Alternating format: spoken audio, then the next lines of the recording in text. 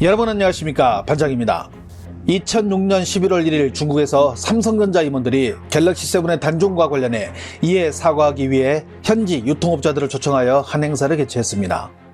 이 행사에서 중국 내 삼성 소매점과 유통업자들은 앞으로도 지지하겠다는 입장을 밝히자 당시 행사에 참석한 삼성 임직원들은 무대에 올라 고객들 앞에서 큰 절을 올렸으며, 임직원들이 무릎을 꿇고 절을 올리자 삼성의 중국 법인 직원들도 같이 무릎을 꿇게 됩니다.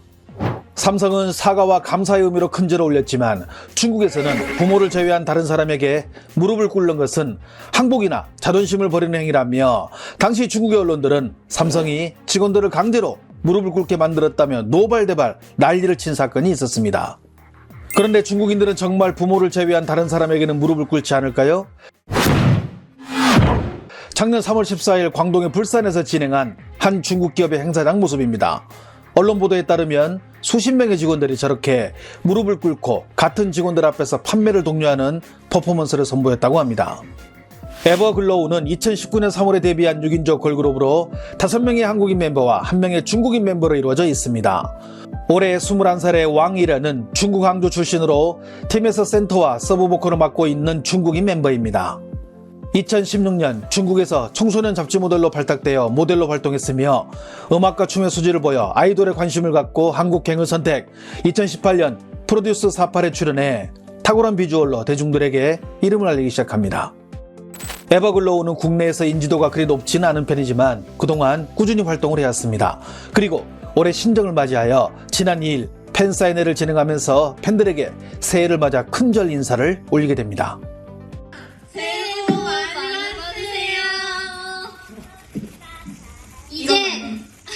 용돈 내 계좌 번호는 말이야. 돈 주세요. 내 번호가 그러면 영상에서 보시는 것처럼 6명의 멤버 가운데 5명의 멤버들은 팬들에게 모두 큰 절을 올리지만, 왕이라는 선체로 중국식 새해 인사인 궁시바사이, 우리식으로 말하면 부자 되세요 정도 되는 인사를 건네게 됩니다. 해당 영상을 접한 국내 일부 네티즌들은 나머지 멤버들은 모두 큰 절을 하는데 혼자만 유독 선체로 인사를 하는 이유가 무엇이냐, 중국도 아니고 한국인데 로마에 가면 로마의 법을 따라야 하지 않느냐 하는 지적을 하게 됩니다.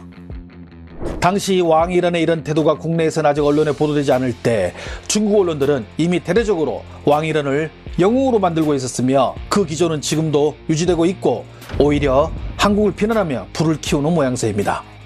관찰자망은 국내 언론들의 관련 소식과 한국 네티즌들의 반응을 자세히 보도하기도 했는데요. 특히 한국의 많은 네티즌들이 왕이란을 비난한다며 관련 댓글들을 중국어로 번역하여 소개하기도 했습니다. 중국돌은 거르자. 지긋지긋하다 중국인들 중화사상.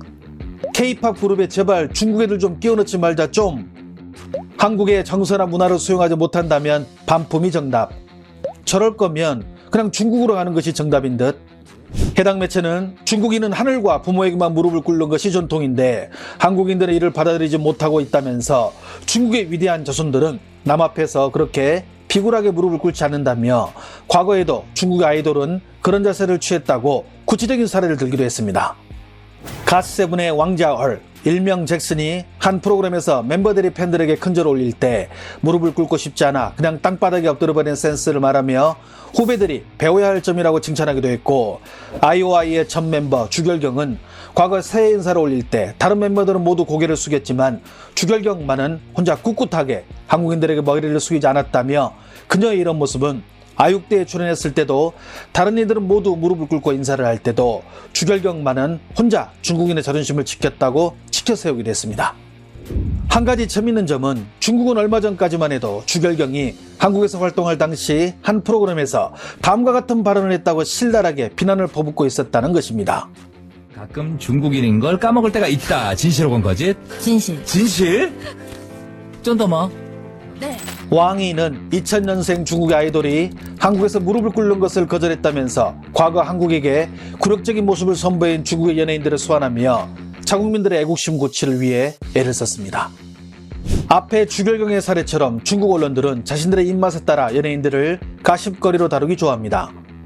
과거 한국에서 우주소녀 멤버로 2년 정도 활동하다 중국으로 돌아간 멍메이치, 일명 미기는 2020년 인민일보가 6.25 전쟁을 항미 원조 전쟁이라고 보도한 기사를 공유하고 웨이보상에 신장면화를 지지한다는 글을 올려 중국 언론으로부터 칭찬을 받았었지만 왕이런 사건이 터지면서 과거 자신을 한국의 가수라 소개한 영상으로 인해 중국을 배신한 연예인으로 소환되며 다시 한번 문매를 맞고 있는 상황입니다. I'm from China. And Korean singer. You're a Korean singer. 보시는 것처럼 왕이라는 당당하게 무릎을 꿇지 않았는데 미기는 중국에서 왔다는 말도 머뭇거리고 더욱이 중국 가수가 자신은 한국 가수로 소개한 것은 이해가 되지 않는다며 비난을 가하고 있습니다. 비단 왕이런 사건뿐만 아니라 국내 언론에는 공개되지 않았지만 중국 언론들의 한국 연예인이 흠집내기는 심각한 수준입니다. 이는 그만큼 한국의 대중문화가 전 세계를 선도해 나가는 것에 대한 질투라 볼 수 있는데 그 행동이 과하다는 것이 문제입니다. 단적인 예로 지난 8일 열린 제36회 골든디스크 어워즈의 수상을 위해 참석한 아이유는 검정색 자켓 등 단아한 패션을 선보이며 많은 이들의 관심을 받았는데 중국에서 아이유의 해당 패션이 검색어 1위에 오르는 등 많은 관심을 받자 신화닷컴과 덩신왕 등 많은 매체들이 아이유의 온화하고 귀한 티가 나는 패션들이 중국에서 화제가 되고 있다며 보도하고 나섰습니다. 하지만 매체들은 한국 가수의 시상식 복장이 왜 중국에서 검색어 1위에 오르는지 그 이유를 모르겠다며 한간에서는 한국의 기획사들이 중국에서 검색어 상위권에 들기 위해 순위를 상위에 올리는 로비를 하고 있다는 낭설에 초점을 맞춰 뉴스를 내보내며 애써 폄하하기에 바빴습니다. 왕이란 관련 소식을 접한 중국 네티즌들의 반응은 어떨까요? 아주 잘했어. 중국인이라면 앉아서 한국 애들한테 절을 받아야 하는 것 아닌가? 로마에 가면 로마 법을 따르라고? 그럼 주한미군은 무릎을 꿇은 적이 있나? 왕이란 정말 멋지다. 과연 중화의 후손이야. 우리는 우리 조상들에게만 무릎을 꿇는 기계 있는 민족이야. 한알령 계속하면 안 되나요? 무릎을 꿇는 예절은 한국이 과거 중국에게 배워간 거잖아. 중국은 중화인민공화국 건국 시기부터 무릎을 꿇지 않았어. 보니까 한국은 아직도 봉건 시대에 살고 있나 봐. 한국은 대부분 무릎을 꿇고만 살았고 서본 적이 없는 역사니까 우리가 이해를 해야 할 듯. 대국은 소국의 인민들에게 무릎 따위는 꿇지 않아. 왕일은 중국으로 와. 우리가 슈퍼스타 대접해 줄게.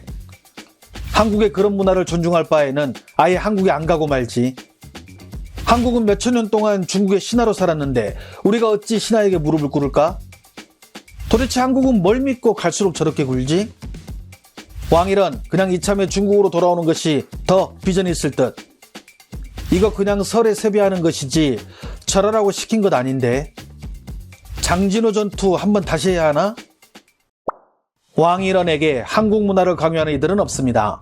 반대로 에버글로우 팬들이 중국 국적의 왕일원을 존중하듯 왕일원 역시 한국 문화를 존중하는 태도를 보이는 것이 일반적인 모습일 것입니다. 하지만 한국 내에서 한국의 문화를 존중하기보다는 자국의 문화를 선전하려는 태도가 보는 이들을 불편하게 만드는 것은 사실입니다. 이런 논란 때문인지 해당 기획사는 왕일원이 하급상 이후로 1월 중순부터 2월 말까지 중국에 갈 예정이라고 전했습니다. 시청해주셔서 감사합니다. 행복한 하루 보내시길 바랍니다.